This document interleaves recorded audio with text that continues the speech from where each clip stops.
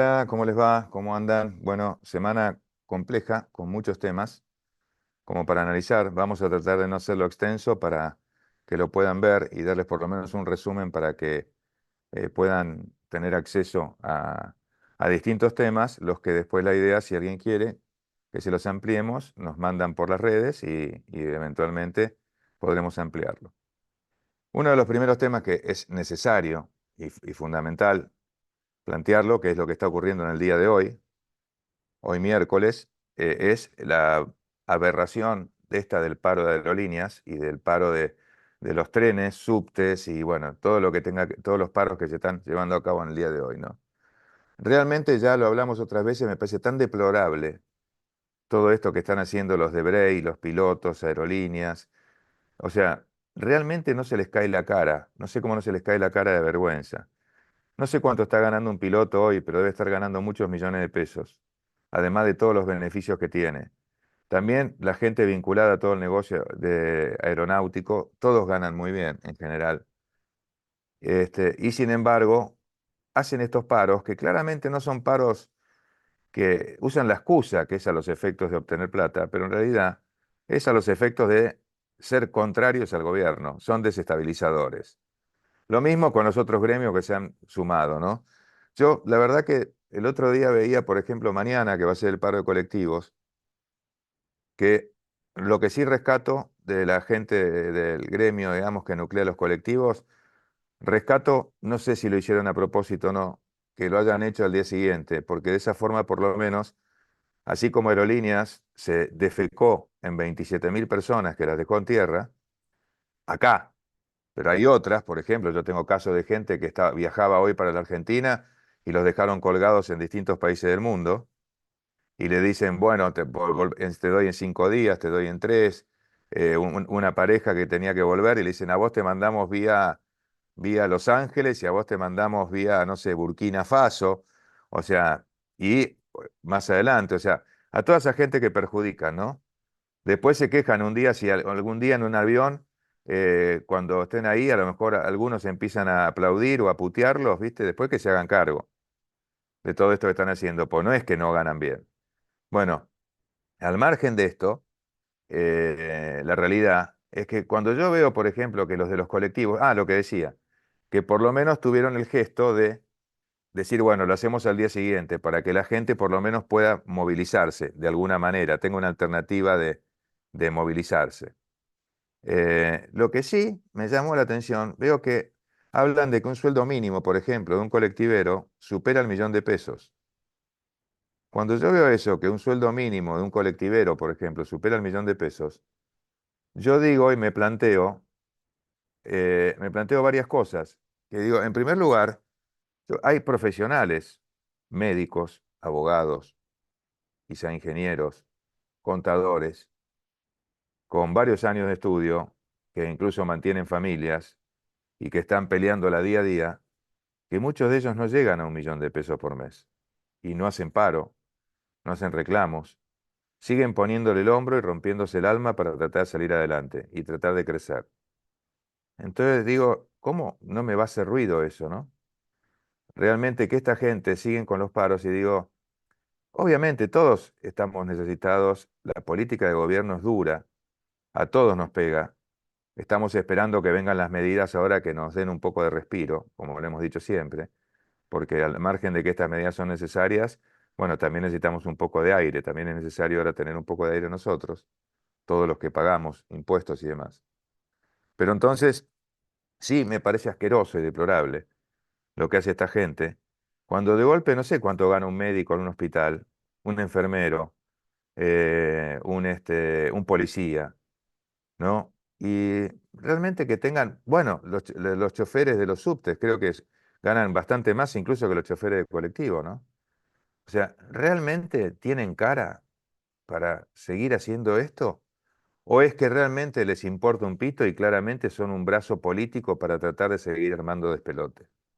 No sé, se lo dejo para que lo piensen y también para que la gente considere y tenga en cuenta el día de mañana estos personajes con los que interactúan diariamente, cuando hacen este tipo de cosas, por dónde se los pasan a cada uno de ustedes, de los ciudadanos. Un tema también vinculado a esto, que creo que hay que mencionarlo, tiene que ver con lo que está pasando, por ejemplo, lo que pasó en Villa Gesell, con el caso ese de la obra en construcción que se derrumbó. Hay muchas obras que se están haciendo, construcciones, en las cuales muchas se realizan sin ninguna medida de control, muchas de ellas probablemente son con dinero negro o muchas veces se reduce la calidad de los materiales. A mí me gustaría saber si hay algún tipo de contralor, porque independientemente de que uno habla, está a favor de la libertad, el liberalismo y todo lo demás, la libertad y el liberalismo no es el libertinaje. O sea, hay determinadas acciones o funciones del Estado, que son las de control, por ejemplo, que las tiene que cumplir, ¿no? Esto tiene que ver con algo que vamos a hablar después. Entonces digo, eh, ¿por qué? ¿No hay inspecciones? Ya que hay tantos empleados que todavía se los está tratando de sacar, como por suerte lo que se hizo con AFIP, que fue una de las grandes medidas, y de achicar AFIP y de achicar los sueldos. El otro día había sueldos en la AFIP de más de 30 millones de pesos por mes. Es vergonzoso, es una vergüenza. Fíjense, ahora ya hasta me dan lástima los senadores pobres que ganan 8. O Rodríguez Sá, que se cobra 7, 8 palitos de jubilación. Cuando veo que, por ejemplo, en la FIP se cobraban 30 palos algunos funcionarios jerárquicos. O sea, ahora, no tenemos gente para controlar las obras, no tenemos gente para controlar ese tipo de cosas. Realmente creo que es como que se abre un campo interesante decir, bueno, yo cierro esto, bajo los sueldos, que es lo que hizo el presidente. Cerró la FIP, la reconvirtió, bajó los sueldos al 10% más o menos, y hizo una limpieza, o va a hacer una limpieza de un montón de gente que no servía, que es como dicen el dicho, ¿no? Va a espiar y toca timbre, ¿no? O sea, bueno, este, eso con la FIP. Y entonces, bueno, digo, y esa gente que tienen que son inoperantes, que los están tratando de reubicar, que los reubiquen, por ejemplo, para inspeccionar obras, a los que no los pueden echar. Que los pongan de alguna manera, sí, sería una reubicación de la labor de ellos. Bueno, ese es un tema.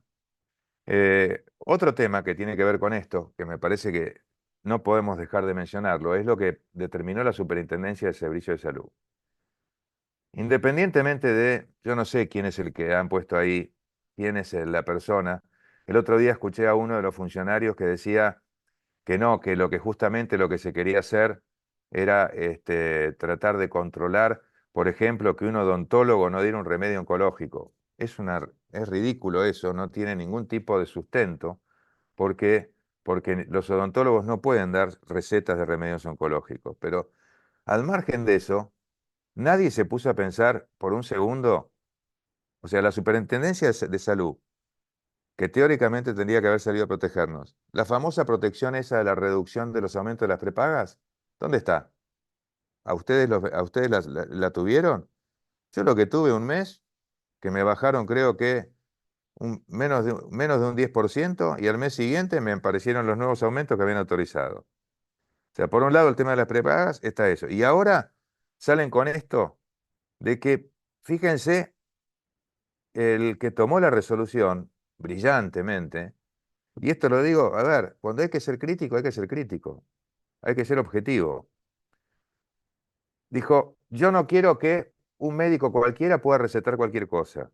Ok, será un tema de responsabilidad de ese médico o que las empresas de medicina prepaga auditen esa receta o que pidan determinados cuidados o lo que sea cuando una receta venga así. Lo que no podés es prohibirlo.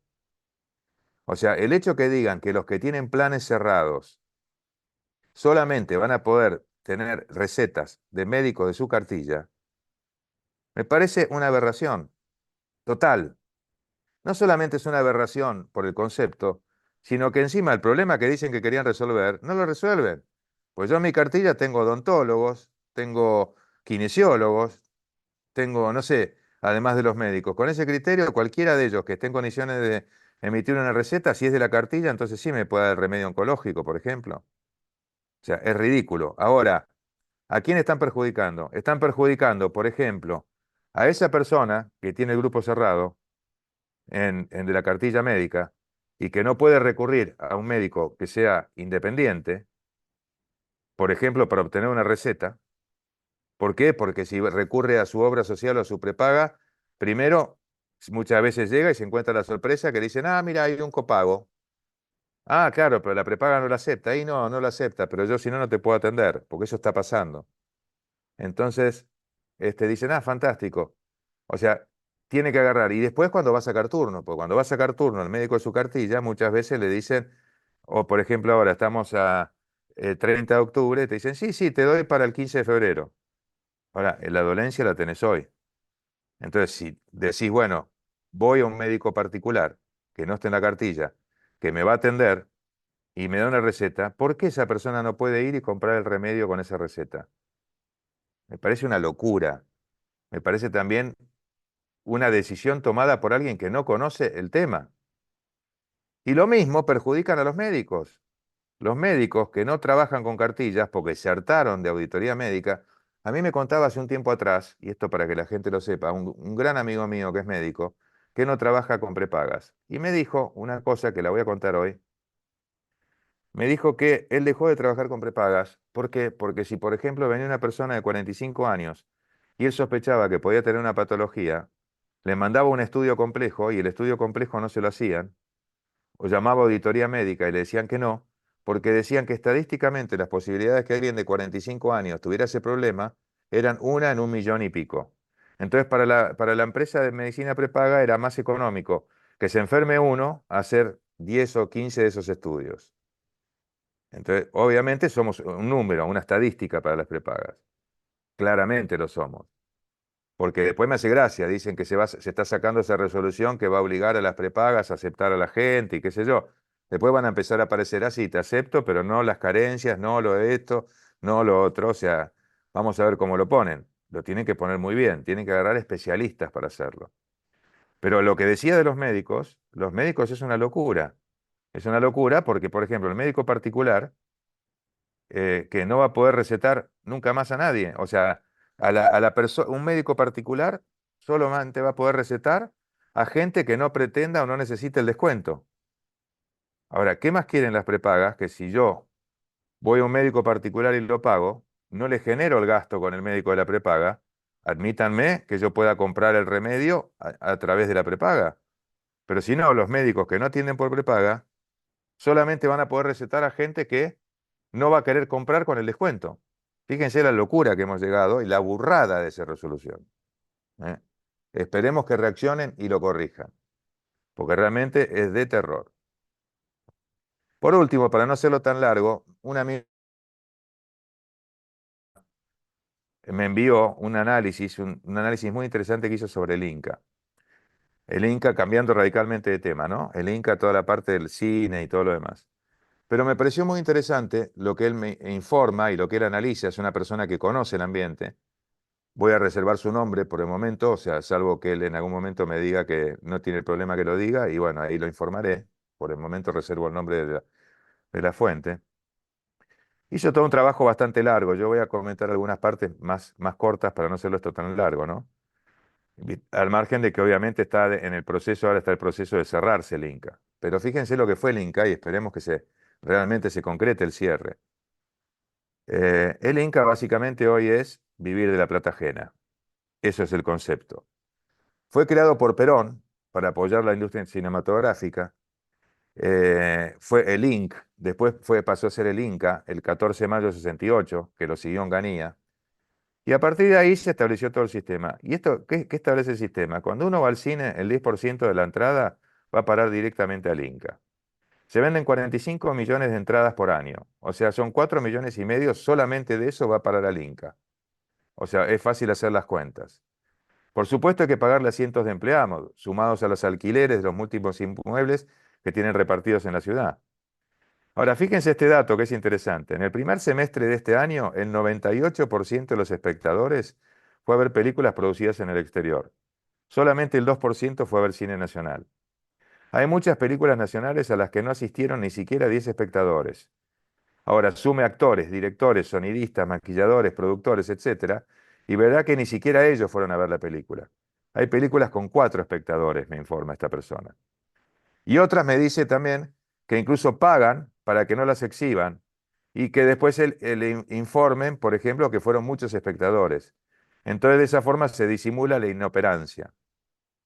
O sea, fíjense que cómo se generó esta caja ridícula para tratar de bancar cosas, cuando por otro lado, hace unos años atrás quiso venir Netflix a instalarse en la Argentina y el sindicato de actores se opuso y hizo un planteo. Al final Netflix se fue y hoy pues, entras a Netflix y ves series brasileras, chilenas, uruguayas y Argentina, las pocas que hay son producciones independientes. ¿Por qué? Porque no dejaron que Netflix se instalara en el país. Hoy Netflix le estaría dando de morfar a montones de actores y a montones de gente del ámbito del cine y de la televisión, ¿no? Pero como acá somos tan vivos, son todos tan sindicalizados y tan fanatizados por los conceptos, no, Netflix multinacional, no, estúpido, Netflix es una empresa que viene a poner plata al país y dar trabajo. A ver, seamos realistas. Y el otro comentario que hace mi amigo, que me parece muy bueno, que es tal cual, dice, eh, dicen que hay que generar arte en el país, pero también dicen, pone él, hay que generar medicina, arquitectura, educación y hasta plomería. Fíjense lo que pone. Si un artista, el gobierno está obligado a darle dinero, me gustaría que alguien me explique por qué no hay que darle dinero, por ejemplo, a un plomero, por qué no hay que darle dinero a un enfermero, a un albañil, a un cerrajero. O sea, ¿por qué no hacemos entonces un organismo para darle dinero a la gente que tiene los distintos oficios? O sea, fíjense la locura del Inca, esperemos que se concrete el cierre y se acabe este curro y que todos los muchachos que están en el sindicato de actores y todo lo demás, que también es otro bracito armado, muchos de ellos de oposición y no piensan en los actores, sino que piensan más quizá en temas de trasfondo político, que piensen un poco más en fomentar la industria y ayudar a la industria y fomentar a sus colegas. Bueno, fue un resumen de varios temas, muchos de ellos graves. Como veo que mucha gente incluso nos manda ahora por las redes y nos pide a veces que ampliemos algo, si alguno quiere que lo ampliaremos incluso con algún programa micro en la semana. Nos vemos la que viene.